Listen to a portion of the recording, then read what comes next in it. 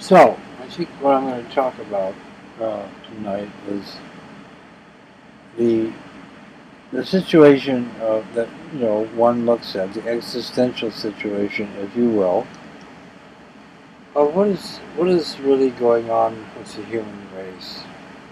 What's going on here on the earth? Why are there so many? Why is it? You know, what's what's happening? And a lot of people, of course, have tried to figure this out. And And among those people, there have been messengers of God who have come, and they have explained things in a rather more different way. They've explained things from an inner point of view. And I just want to talk about what happens to a human being. One of us, in other words, we all we operate in similar ways. Um, we come to conclusions in similar ways. So what happens when we endeavor, when we set out on the adventure, trying to figure out what's going on here, and if we don't like it, what to do about it, or what to do with our lives, And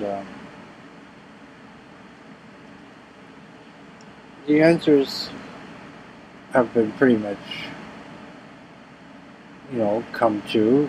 People know, I can tell you things about it, but I want to talk about the process that you might go through, or you have gone through, and come to your conclusions, and explain to you and try to show you a little bit, give you an explanation about why that really isn't the case, and why mankind is running after something and ignoring the real solutions to the difficulties that we're having on the earth. And those difficulties would, of course, include, having a decent life and being able to grow and learn and thrive under the conditions of having a family and pursuing something that's very interesting and being successful with it. Learning how to survive here, just physically survive in a way which we find to be acceptable and suitable, we like. So what happens is that in the present condition, man has accumulated a terrific amount of knowledge about how things work and how things from large things, the universe, how the universe works to some degree, how people work, how their bodies work, how their psychology works, all kinds of things. And so this has sort of emphasized the mind of man. And it seems that there are some people who are disposed to using their mind, and other people who for some reason are not disposed to using their mind. They come to different conclusions, they use different things.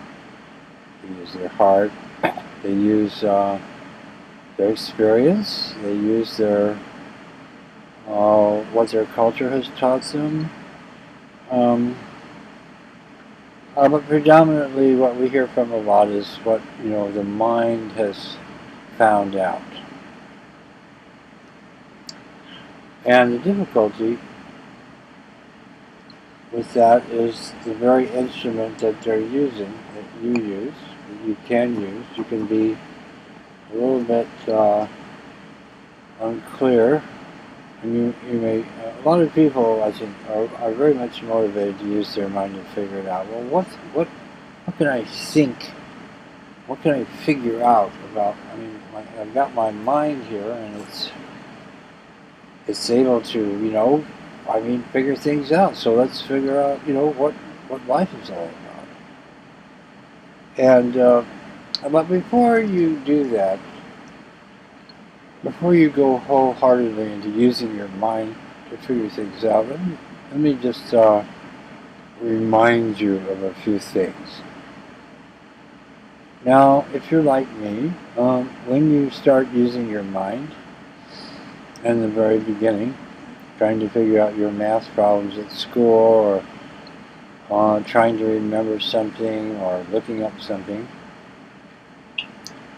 you experience the situation where your mind doesn't always give you the right answer. In fact, quite often you can be very enthusiastic about an answer you come up, and somebody will say, "Well, yeah, but you've forgotten about this fact. You didn't look at this, and you didn't realize this, and you didn't realize that, and so your conclusions are all wrong." And you yourself know that you have thought things through. Maybe you're a man, you're dealing with your wife, and you figure out, well, this is what would work for her and make her happy, and I'm going to do that. And you experience, and use quite a bit of energy to focus on that, and you do this whole thing to make her happy, and lo and behold, she's not happy. Somehow you just completely missed it. Yet in your mind you were sure. You were sure. So those of us who, have been lucky enough to pay attention to, just your experience, using your common sense, as we say. Common sense is a simple thing. You try to figure out the area in the rectangle, and you come up with an answer, and then you think, well, my God, that's way too much. It couldn't possibly be that much. So you're using your common sense to say, well, I made a mistake. I made a mistake. And if you use your common sense and you look at what goes on the earth during your lifetime, you may begin to wonder legitimately about the efficacy of the reality of some paths that are commonly used to espoused by people to solve and get good solutions and actually improve the human mind, taken as a whole, the whole thing. On the earth, you may reasonably question them, and some of the things that we might question, for instance. Let's take somebody like Noam Chomsky. Noam Chomsky is a very smart guy. Very smart. And anybody that watches him and sees his research, you're grateful for the research that he's done, although it tends to be about some rather difficult things where we find out that, gosh, a lot of people are doing rather bad things, inhuman things. That's what he finds out. He finds it out over and over. He's found it out his whole life.